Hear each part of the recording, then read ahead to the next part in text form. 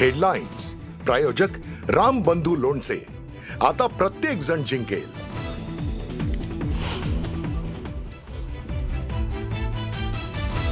जिल्हा परिषद निवडणुकीची आचारसंहिता लवकरच लागणार. 2 टप्प्यात निवडणुका होणार. जिल्हा परिषदेच्या निवडणुकीसंदर्भात उपमुख्यमंत्री अजित पवारांकडून अंदाज.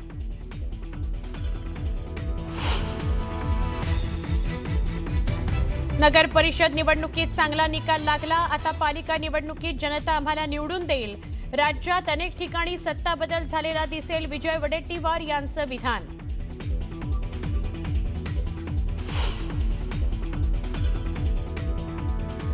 पुणे पालिका निवडणुकीत आंदेकर कोमकर संघर्ष. रविवार पेठ नानापेठ मधून दोन्ही कुटुंब एकमेकांविरोधात. वनराज आंदेकर आयुष कोमकरच्या हत्येनंतर दोन्ही कुटुंबांमध्ये संघर्ष सुरूच.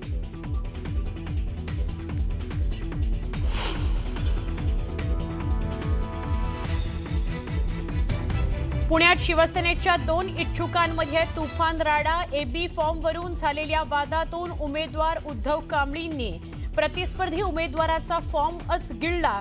पोलिसांकडून गुन्हा दाखल.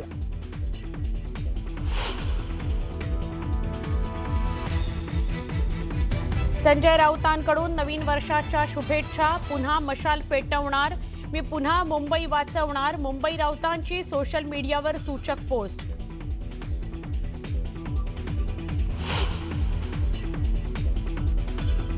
कोरेगाव भीमामध्ये आज 208वा शौर्य दिन. शौर्य दिनानिमित्त विजयस्तंभाला आकर्षक फुलांची सजावट. अभिवादन करण्याकरता अनुयायांची मोठी गर्दी.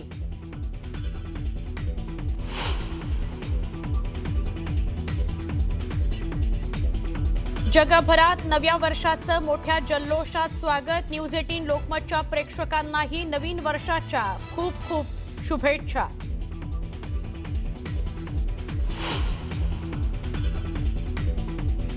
राज्यातील प्रसिद्ध मंदिरांमध्ये भाविकांची गर्दी. नवीन वर्षाची सुरुवात देवदर्शनानं. मंदिरांमध्ये आकर्षक सजावट.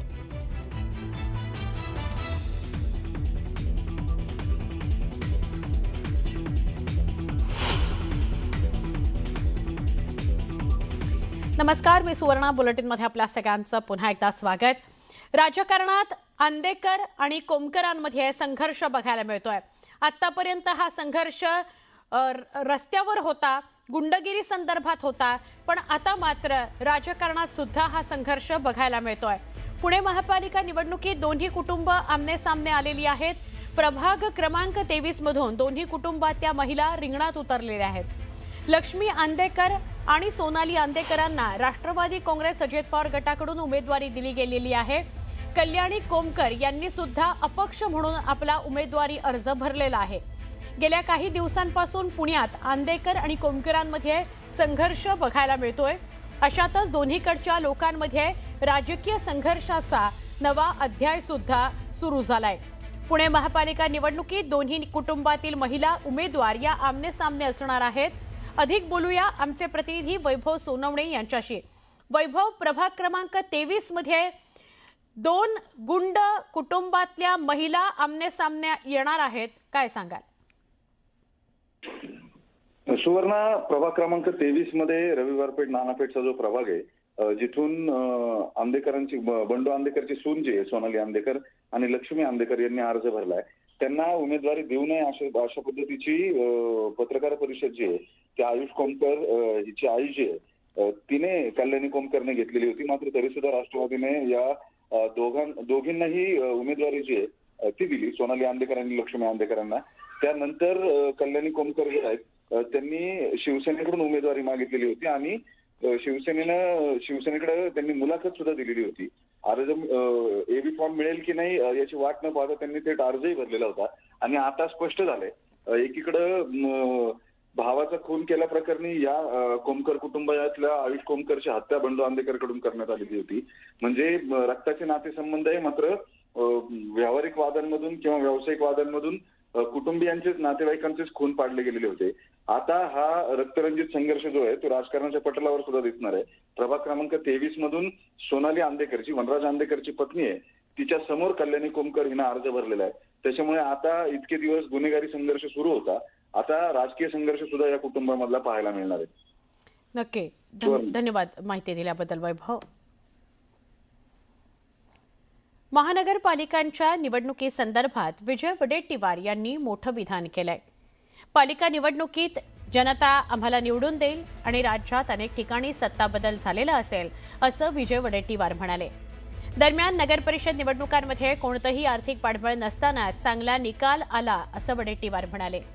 मेरिटचा विचार करून उमेदवारी दिल्यास बंडखोरी थांबवली जाऊ शकते असा दावा वडेट्टीवारांनी केला.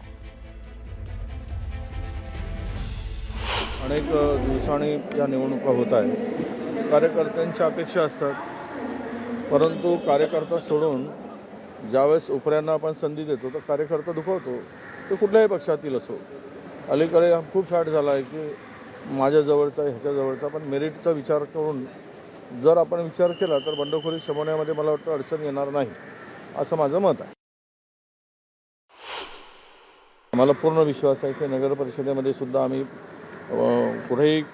कुठलीही आर्थिक काय आमच्याकडे काही पाठबळ नसताना जनतेने जे मॅन्डेट दिलं, जनतेने जे जो काही मतदान केलं त्यावरून महानगरपालिकेमध्ये नक्कीच जनता आम्हाला मतदार आम्हाला निवडून देईल आणि महाराष्ट्रातील अनेक महानगरपालिकावर आपल्याला सत्ता बदल झालेला दिसेल. उबाठा खासदार संजय राऊत यांनी नवीन वर्षानिमित्त शुभेच्छा दिलेल्या आहेत आणि शुभेच्छा देताना त्यांनी एक सूचक इशारा दिलाय. येत्या निवडणुकीच्या पार्श्वभूमीवर त्यांनी शुभेच्छा दिल्या आणि थेट मुंबई वाचवणार असं म्हटलेलं आहे. पुन्हा मशाल पेटवणार आणि मी मुंबई वाचवणार असा इशारा संजय राऊतांनी या पोस्टच्या माध्यमातून सत्ताधाऱ्यांना दिलाय. या पोस्टची सध्या सोशल मीडियावर चांगलीच चर्चा होतीये.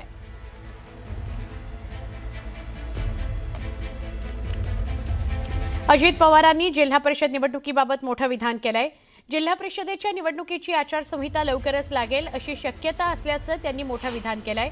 तसंच आरक्षण मर्यादा जिथे 50% खाली आहे तिथे निवडणुका आधी होणार असल्याची शक्यता असल्याचंही मोठं विधान अजित पवारांनी केलेलं आहे. त्यामुळे महानगरपालिका निवडणुकीनंतर लवकरच जिल्हा परिषद निवडणुका लागणार आहेत असं वक्तव्य करण्यात येत आहे.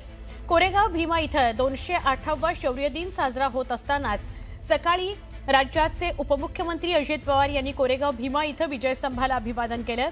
अभिवादनानंतर अजित पवारांनी जिल्हा परिषद निवडणुकीबाबत विधान केलंय. त्यामुळे चर्चांना उधाण आलंय. 50%च्या पुढे आरक्षण जाता कामा नये. मोठ्या प्रमाणावर काही विशेषतः विदर्भातला बऱ्याच जिल्हा परिषदा, नंतर उत्तर महाराष्ट्रातल्या जिल्हा परिषदा, आपल्या कोकणातल्या काही जिल्हा परिषद या 50%च्या पुढे, मराठवाड्यातल्या मला वाटतं 2 का काहीतरी आहेत अशा जिल्हा परिषद 50%च्या पुढे आरक्षण गेल्यामुळं ते आरक्षण 50%च्या पर्यंतच घ्यायला सुप्रीम कोर्टाच्या सूचना आहेत. त्याच्यामुळं आता निवडणूक आहे ज्या 50%च्या आत आहेत त्या माझा अंदाज आहे, मी काही हे म्हणजे ठामपणे सांगू शकत नाही, पण त्या आधी होतील आणि मग ते 50% आरक्षणच्या आत आल्यावर बाकीच्या होतील. मुंबईमध्ये ठाकरे बंधूंच्या प्रचाराची तोफ धडाडणार आहे. मुंबईत राज आणि उद्धव ठाकरेंच्या 3 सभा होत आहेत. 5 जानेवारीला मुंबईच्या पूर्व उपनगरामध्ये संयुक्त प्रचार सभा होतीये. मुंबई महापालिका प्रचाराचा नारळ फोडण्यात येणार आहे. तिसरी आणि शेवटची सभा शिवाजी पार्कवर घेण्यात येणार आहे.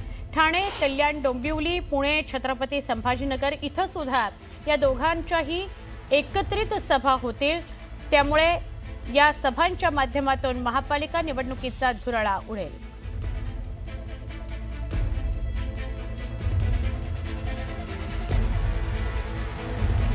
उद्धव ठाकरे आणि राज ठाकरे निवडणुकांना एकत्रित सामोरे जात आहेत. त्यामुळे अनेक ठिकाणी त्यांच्या एकत्रित सभा होतील.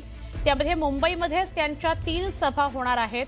त्या 3 पैकीची एक जी शेवटची सभा असेल ती शिवाजी पार्कात होईल आणि त्याच्या व्यतिरिक्त नाशिक, कल्याण, डोंबिवली, छत्रपती संभाजीनगर, पुणे अशा ठिकाणी सुद्धा त्यांच्या एकत्रित सभा होणार आहेत.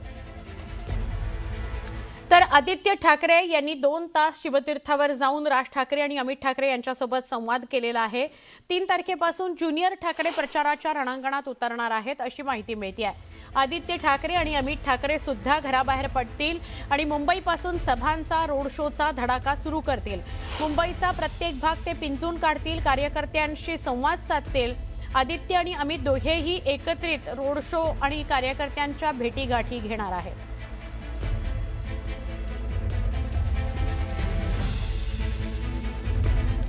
जसं उद्धव आणि राज ठाकरे एकत्रित सभा घेणार आहेत आणि निवडणुकांना सामोरे जाणार आहेत, तर ज्युनियर ठाकरे सुद्धा या रणांगणामध्ये उतरता आहेत. अमित आणि आदित्य दोघेही वेगवेगळ्या ठिकाणी रोड शो करणार आहेत, कार्यकर्त्यांच्या गाठी भेटी घेणार आहेत. त्यांचा सुद्धा दौऱ्याचा जो रोड मॅप आहे तो तयार आहे.